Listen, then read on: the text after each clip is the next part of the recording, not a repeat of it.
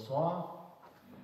Guentrojois, Guentrojoises, Turbillois, Turbilloises, merci d'être venus.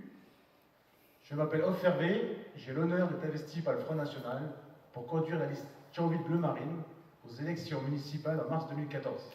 L'échéance approche dans 15 jours. À ma droite, Katia Cruciani, à ma gauche, Gérard Villot. Permettez-moi de m'asseoir.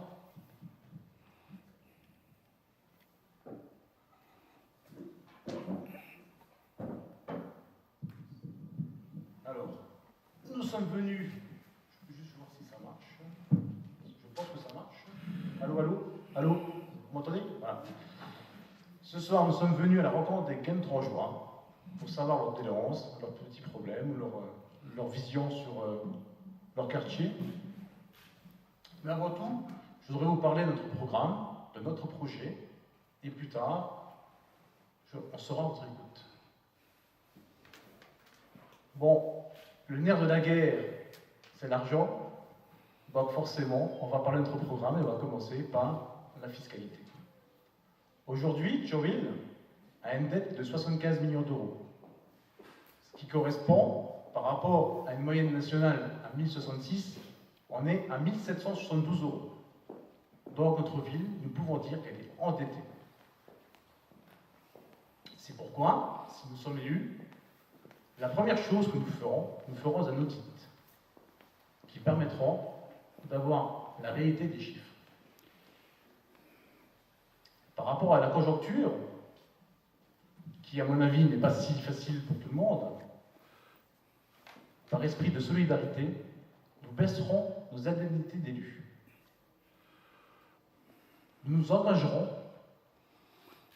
pendant notre mandat de 6 ans, à ne pas augmenter la taxe foncière et la taxe d'habitation. Nous serons très attentifs à toute aide ou toute subvention à des organisations ou des projets communautaires, ainsi qu'une grande transparence pour tous les nouveaux projets, dans l'intérêt des turbulents. Alors, la fiscalité, c'est le nerf de la guerre. Nous ne vous promettrons pas monts et merveilles. La dette, il faudra la rembourser en sachant que vos impôts n'augmenteront pas. Vos impôts, c'est votre argent. Si nous sommes élus, nous ne sommes pas là pour débourser votre argent inutilement. Aujourd'hui, le Front National est très attaché à la démocratie. Donc tous les grands projets seront soumis à un référendum. Je pense que le troisième lieu, qui est la verrue ou un problème pour l'avenir sur Thionville, je pense que ce projet aurait dû être soumis à un référendum. On ne peut pas investir 18 millions d'euros en sachant que la dette est déjà grande, tout simplement parce que nous sommes élus et nous pensons que nous avons les bonnes idées. Non. Ben nous, si Thionville Bleu Marine, nous serons élus, tout projet important sera soumis au vote démocratique. La sécurité, qui est un thème aussi très important aujourd'hui, on s'aperçoit que la première des libertés de chaque citoyen ainsi que votre tranquillité n'est plus assurée par l'État. Or, ce sont une prérogative de l'État. C'est le rôle régalien de celui-là. Alors, nous ne sommes pas à la place de M. Valls. Par contre, si je suis élu, je serai le premier officier de la ville. Donc je m'engagerai à redéployer les forces de police nationales et municipales afin d'éradiquer tous les cambriolages. La police municipale sera présente dans tous les quartiers. Vu que notre projet, les parkings seront gratuits, on redéploiera cette force partout là où on en a besoin. Et en plus, cela permettra de régler les petits problèmes de voisinage. Un peu à l'époque, comme à l'époque des gardes champêtres, la police municipale, elle sera attachée dans des locaux, matin et l'après-midi, et elle sera là au service de la population, et je pense que ça réglera beaucoup de petits problèmes. En plus, nous sommes très attachés à toute forme d'incivilisme. Donc nous demanderons aux enseignants un partenariat avec les forces de police afin de redonner un peu de morale et de bon sens à chaque concitoyen. Par contre, nous serons très fermes sur la mendicité, qui pour nous sont ni plus ni moins que des bandes mafieuses. Notre permanence se situe au Concorde, il faut simplement regarder ce qui se passe en bas, c'est pas compliqué, il y a des trafics de tous les côtés. Si nous sommes élus maires, nous ferons tout pour que tout ça disparaisse. Le social. Alors le social, nous serons à l'impulsion d'une politique dynamique, à destination des personnes concernées. La petite enfance, les personnes âgées, les personnes handicapées et les personnes en difficulté. Ces personnes qui ont contribué à notre système social, nous les défendrons. Par contre, celles qui profitent de notre système, on jugera au cas par cas qui méritera, qui ne méritera pas. La restauration municipale, comme vous savez, je suis restaurateur, donc je suis très attaché. Nous veillerons pas à que comme Dieu n'y a idée, mais que les principes de laïcité soient respectés, ainsi qu'en favoriseront les producteurs et les produits locaux. Pour le sport et la culture, qui sont des enjeux principaux pour nos deux concurrents, nous pensons qu'il y a d'autres problèmes que le sport et la culture. Par contre, nous serons à l'écoute de toute association pour leur projet. Et si les dépenses le permettent, nous envisagerons d'éventuelles, plutôt notre aide, plutôt nous serons à leur écoute. Voilà, c'est mieux, c'est la phrase, c'est plutôt nous serons à l'écoute. Donc nous, on n'est pas comme Madame Gromersch qui va proposer la future candidature en 2032 de Thionville aux Jeux Olympiques. Nous allons essayer d'optimiser les salles ou pas de dépenser, mais de repenser. Alors maintenant, on va parler de deux sujets qui vont faire grincer les dents, l'environnement et la réforme de la loi payant. Alors pourquoi ça va faire grincer les dents? Parce que notre maire actuel n'a pas eu le courage d'appliquer celle-ci avant 2015. C'est sûr, hein, les élections, il faut d'abord qu'elles passent. Sachant que la loi Grenelle imposera à tout concitoyen thionvillois des poubelles payantes. En gros, vous aurez un quota de poubelles dans l'année. Si vous les dépassez en tonnage ou en volume, vous serez taxé, en plus des taxes actuelles. Pour la réforme payante, parce que chaque parent ou chaque thionvillois est concerné, celle-ci a été différée en 2015. Alors nous, si nous sommes élus, nous appliquerons cette loi.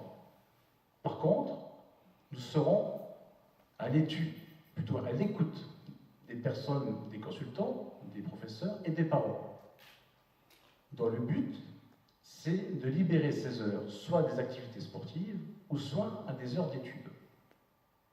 Et Thionville Bleu Marine, et moi-même ainsi que les colistiers, nous ferons très attention à des dérives idéologiques et nous consacrons ces heures à celle-ci, c'est-à-dire au sport et à la réflexion, et non pas à des idées du style la théorie du genre ou des cours musicaux.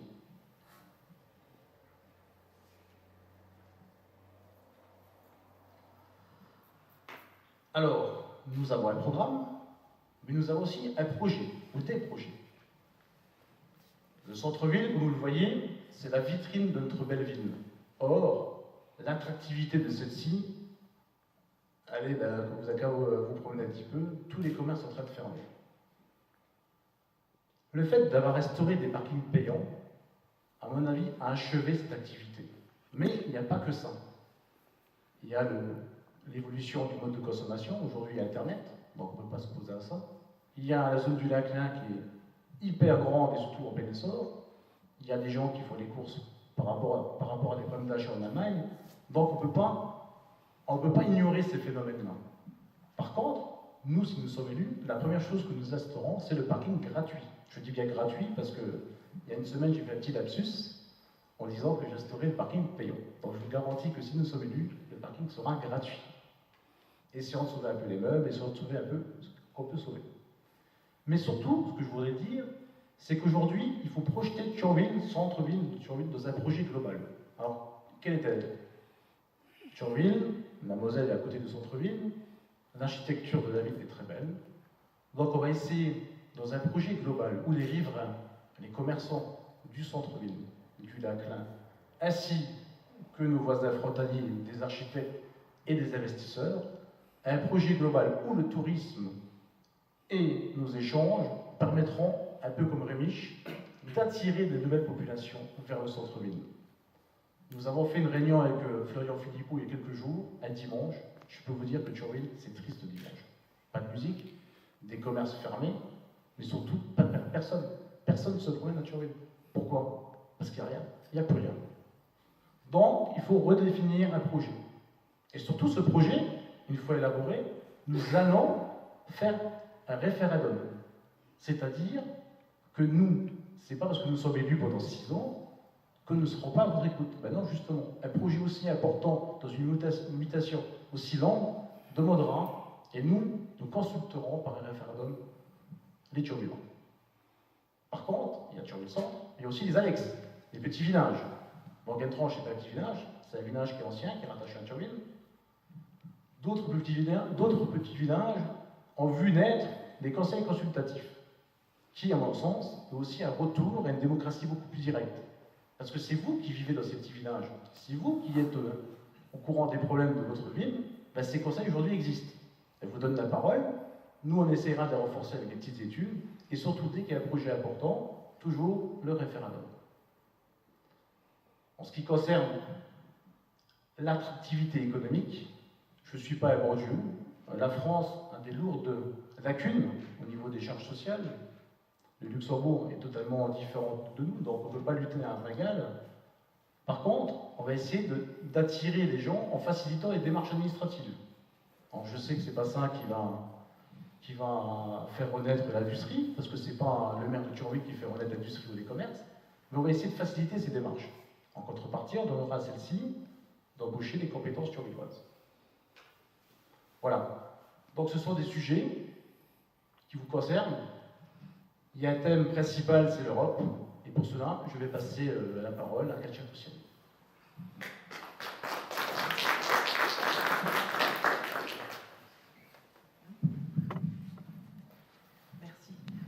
Merci Hervé, et bonsoir à tout le monde. Je me présente, je pense que quelques personnes me connaissent pour d'autres noms. Donc je m'appelle Katia Cruciani. Et je suis la seconde sur cette liste Thionville Bleu Marine pour les élections municipales 2014. Si nous sommes élus, comme l'a dit Hervé, je serai en charge des questions européennes avec notre colistière Elena. Alors pourquoi deux femmes et pourquoi nous deux? Parce que je pense que nous sommes très représentatives du tissu économique et social de Thionville. Pour ma part, je suis née italienne, je suis thionvilloise depuis 30 ans, je suis née italienne et j'étais naturalisée ainsi que toute ma famille. Elena, elle, est russe et elle était naturalisée aussi française. Je suis issue donc de ce qu'on appelle migration réussie des années 50-60.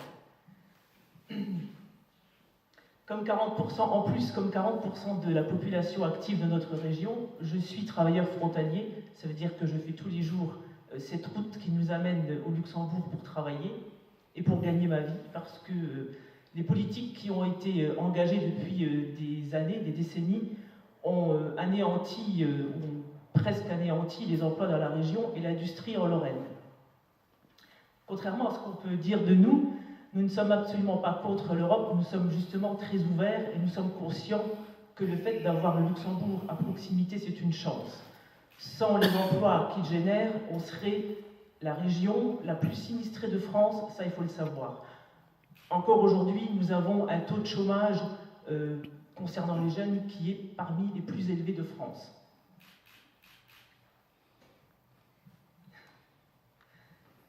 Donc vous voyez, nous ne sommes pas du tout fermés à l'Europe. Si nous sommes élus, notre politique en matière d'Europe sera entre autres la suivante. En concertation avec nos voisins frontaliers, avec les pays frontaliers, excusez-moi, sera d'abord développer des projets de recherche universitaire, améliorer les flux transfrontaliers. Alors je ne sais pas si je peux développer certaines choses, parce que tout le monde sait qu'à partir du 10 mars, enfin je ne sais pas pour certaines personnes, à partir du 10 mars, le poste frontière luxembourgeois va être... les travaux pour la démolition vont commencer, donc on va avoir encore plus de difficultés pendant ces travaux.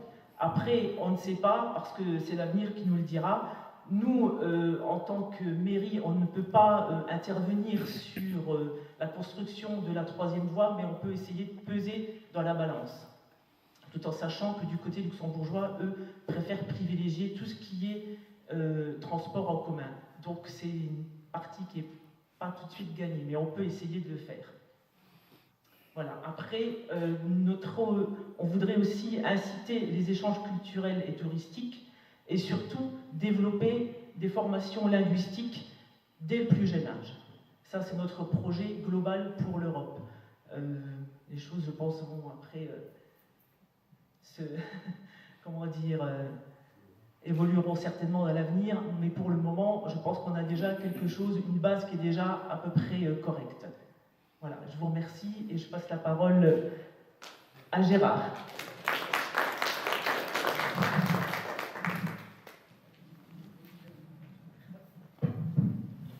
Mesdames et messieurs, bonsoir, ça fait plaisir de vous voir.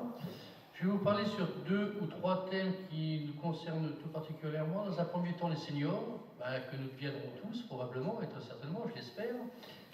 Et puis sur l'urbanisation. Je vais commencer par les seniors. Dans les villages annexes, les générations sont vieillissantes et la mobilité des gens devient de plus en plus difficile pour se déplacer. Donc si nous sommes élus, dans un premier temps, nous envisageons de créer des navettes qui permettront à ces personnes de se déplacer pour aller au marché ou autre. Enfin, on fera une enquête publique pour voir qui est concerné, qui souhaiterait utiliser, et puis adapter les transports par rapport à la demande. Dans un deuxième temps, l'urbanisation. Alors, je vais parler des thèmes, le social. Les logements sociaux à Thionville, on a le quota national, donc à ce jour, et si nous sommes élus, le social, logements sociaux, ce sera terminé.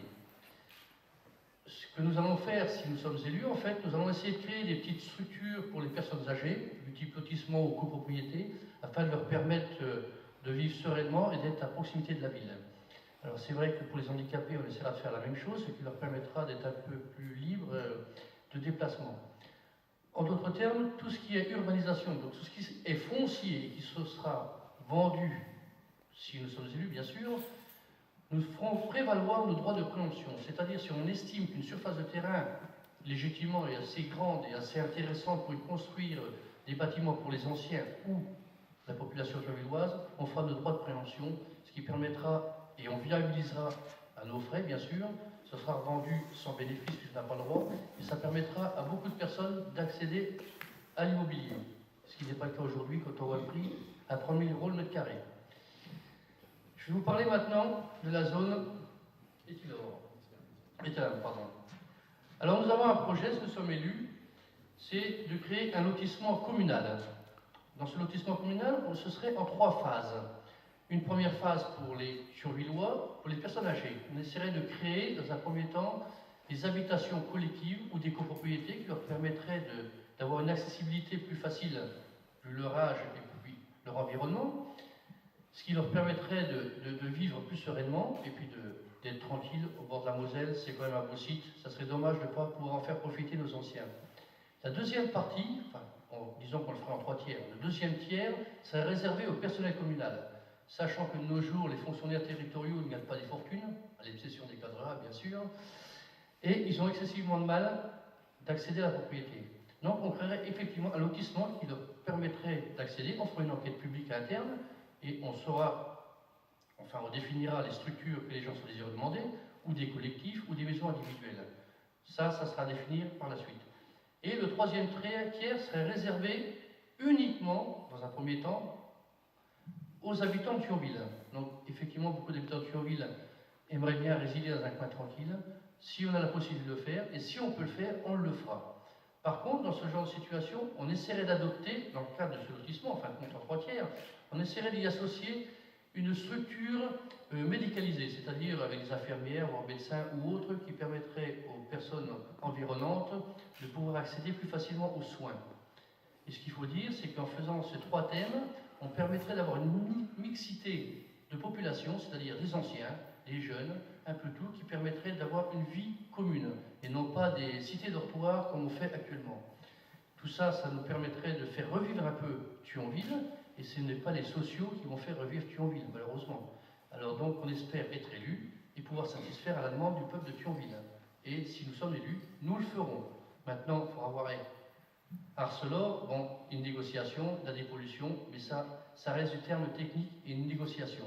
Donc si nous sommes élus, on négociera, on fera droit de préemption si c'est nécessaire, et on aboutira à ce projet. Ça prendra le temps que ça prendra, mais on le fera. Voilà, je vous remercie bien d'avoir écouté, et je vous souhaite Alors les thèmes principaux pour cette élection, et surtout pour la vie quotidienne, c'est pas que le sport, c'est la sécurité, c'est la fiscalité. Pourquoi? Parce que c'est le nerf de la guerre, c'est l'argent. Aujourd'hui, je pense qu'en France, on a des problèmes de pouvoir d'achat.